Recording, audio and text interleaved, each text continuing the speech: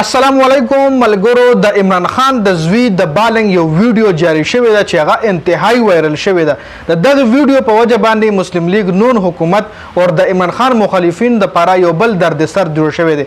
په دې باندې کمپلیټ خبره کو. خو دینه علاوه په بلوچستان کې هم یو ډیره غټه دھرنا شروع ده چې هغه دھرنې حواله سره به تاسو تر اوسه نه اوریدلی، ځکه هغه دھرنې له هیڅ قسم کاورج چې کوم دی زموږ د لفافه صحافیانو نه، زموږ د لفافه میډیا نه ملاویږي. ولې نه ملاویږي؟ په هغه باندې هم په دې ویډیو کې خبره کوو. نو ویډیو خپل هم مکمل وګورئ او مخکې ملګرو سره ضرور شریک کړئ. عمران خان زوی تقریبا 8 سکند یو ویډیو جوړه کړې ده باولنگ په کړه چې باولنگ سټایل چې کوم دی دغه باولنگ رن اپ دغه باولنگ سټایل ټوټلی د عمران خان غونتی دی.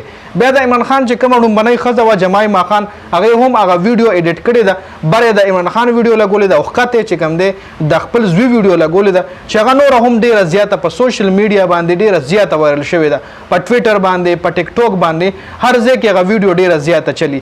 نو هغه ویډیو د لاسه هم د مسلم لیگ نون چې کم حکومت ته د عمران خان چې کم مخالفین دي هغه د پر درد سر جوړ شوی دی چې د هر ویډیو وایرل کیږي، د دې سړي هر څه وایرل کیږي، زمونږ आवाज خلکو له نه رسي، د دې سړي आवाज د جیل نه خلکو له رسي. ای هم حیرانه شوي دي چې دا زمونږ لانجه کم سړي سره شروع ده. اوس ولا مختلف د مذاکرات او افر هم شروع کړي دي. پته ولا لګیدل چې زمونږ حکومت لو والا دی او خبر دا هم راغلی چې نواز شریف واپس لندن ته تښتېدو والا دی. نواز شریف هم لندن ته واپسی بیگ تیار کړی دی خو پریدي نه څوک نه پریدي، د دې اوس کمپلیټ انفارمیشن نشته. خو پته دغه خلکو له لګېدلې ده چې زموږ حکومت لو والا دی او عمران خان واپس راتلو والا دی. نو ګوره یو وړه غونتې ویډیو د زوی ویډیو وایرل شوې ده. خیر اوس پر راشو بلوچستان دھرنا باندې به خبرو وکړو. په بلوچستان کې یوه ډېره غټه دھرنا شروع شوې ده. په اسلام آباد کې هم دھرنا الریډي شروع، تاسو له معلومه ده جماعت اسلامي د مهنګۍ خلاف دھرنا روانه کړې ده چې هغه دھرنا ته مطلب کمپلیټلی کورج ملاویږي د میډیا نه، کمپلیټلی د الکترونیک میډیا کې جیو نیوز تاسو ګورئ، ایر وای تاسو ګورئ، پی ټي وی ګورئ.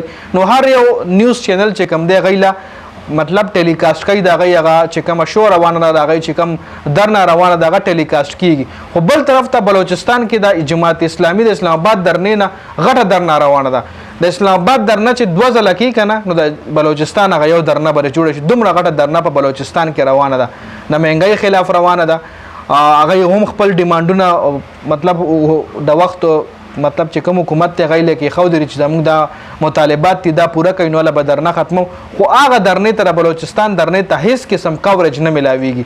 یو لفافه صحافي هم دغه دھرنې خبره نه ده کړې، نو یو میډیا هم هغه دھرنا نه دروچته کړي او د اسلام آباد دھرنې له چې کوم دی کمپلیټلی هر څه ملاویږي. خو بل طرف لا ټول پارټیان چې کوم دی غیله کمپلیټلی اجازه ته دھرنا کول شي. خو د پی ټی آی واحد داسې پارټي ده چې نه دھرنې اجازه شته، نه د جلسې اجازه شته، نه د ریلۍ اجازه شته. ولې نشته غالډي تاسو له علم دی. نو د ویډیو کتلو زیاته مننه. ویډیو ضرور مخکې ملګرو سره شریک کړئ. والسلام.